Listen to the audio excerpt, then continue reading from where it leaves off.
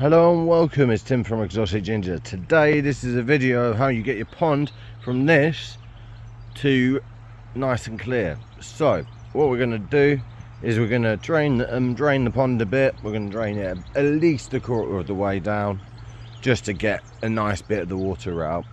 Then what we're going to use is we're going to use this amazing stuff from Terra, and there it is. So sludge removal.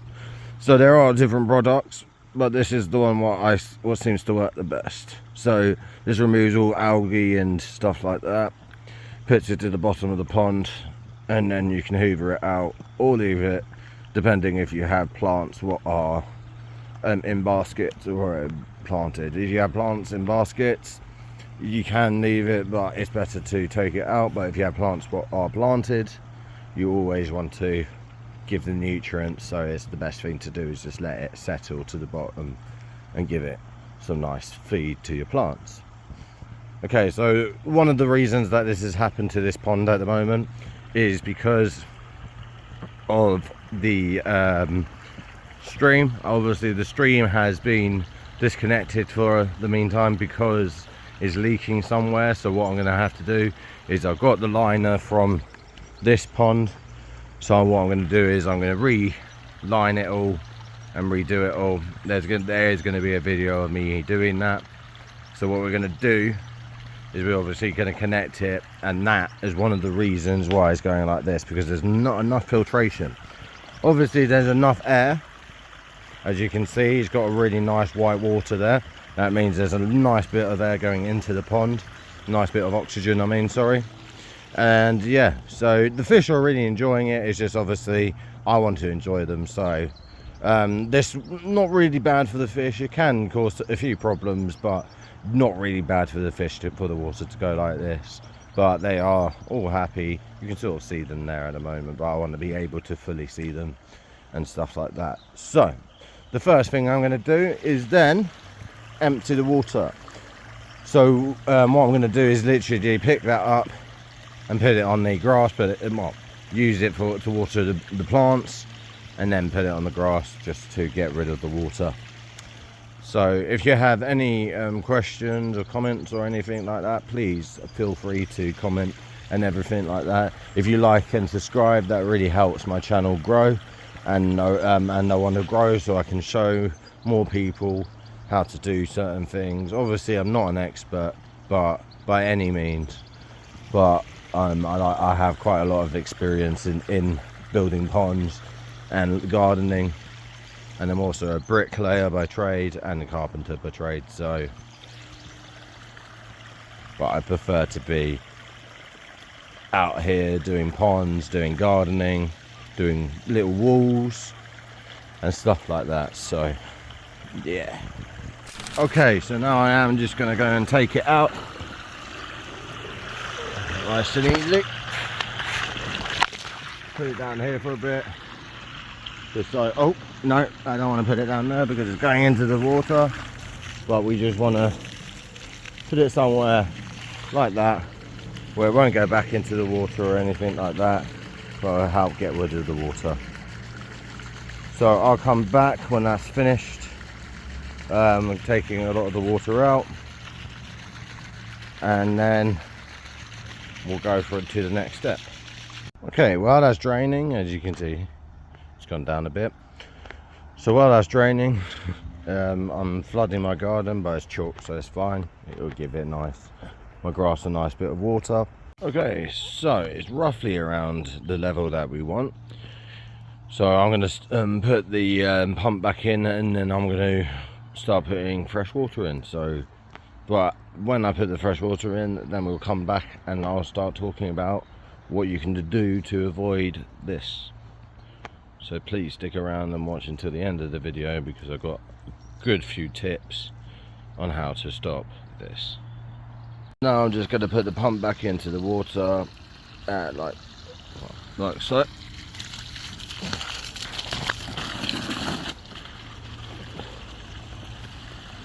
Like that. And then so it can keep on filtering the pond while I sort everything else out. Alright, so next I'm going to go and turn the water on, and I'll be back and we'll talk about all the stuff. Okay, so now I've got the water going in, and I've got it nice and strong over there. And now I'm going to put this stuff in. So like I said before, this removes all the stuff. So I'm just going to open the lid. This is going to be the whole pot, because it's over 10,000 litres. So now you just literally tip it in, the whole thing, and there you go. So then I'm just going to let the water go up and all of that. So while we're waiting for the water to get back to the same level, we're going to talk about how you stop this. Okay, so the main thing to how to stop this algae bloom and just dirty water is to have a very good pump connected to a very good filter. So especially when you have koi, like I do, you want a very good filter. So I'm going for the more natural filter, so I'm going to have into the small pond, you can't really see it there, but the small pond over there where the wall is. And then so that's going to have loads of plants in it and loads of like rocks and everything. Then it's going to come out and go down the stream, and then come onto the waterfall and then into the pond. So that's partly why this hasn't happened. So that's one of the main reasons. That's one of the main reasons that this happens, is because it's not having enough filtration as it should do. Because there's a lot of, obviously koi's poo a lot. I do have like a lot of snails in there and everything, what helps do and cleans up the poo and everything. But yeah, it's just not. It doesn't always work all the way. Then the next thing you can do is you can put a lot more plants in there. So I'm also going to get a load more plants and put them underneath the bridge, like probably there, and probably actually where the waterfall is, maybe there or there. So, and then around, because I also want to cover this black liner, so I'm using geraniums and everything to cover the black liner and everything. I'll give you a list of different plants you can put as a pond edging, and it will grow nicely around and into the pond, and it will grow quite quickly. So I'll give that a list at the end of the video and all of that.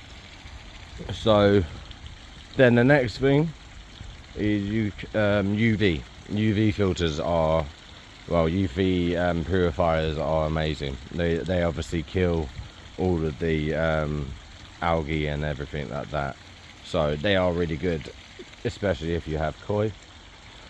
Then it's just basically a case of doing exactly what I've done, where you've done a water change. If you do get this, you do a water change, at least a quarter, if not half. If it's quite murky like it is here, I'll do probably more than a quarter, and then get that algae sludge remover, sorry, and that just helps get rid of all of this, all of the nasty water, and so will the actual new water that you're putting in. If you look there, you can see it's a lot cleaner, that water now. But at the same time, it's not really bad on the fish. It's just it doesn't stress them out or anything. They live in muddy waters, muddy ponds and muddy rivers where they come from. So I wouldn't worry too much about your fish when you get a bloom like this. So thanks for watching. Please subscribe, like and comment, and I will update this video when the water is clear. So please keep on, please subscribe, like and comment and all that great stuff. It really helps my channel grow. And let's carry on the great stuff. Peace out.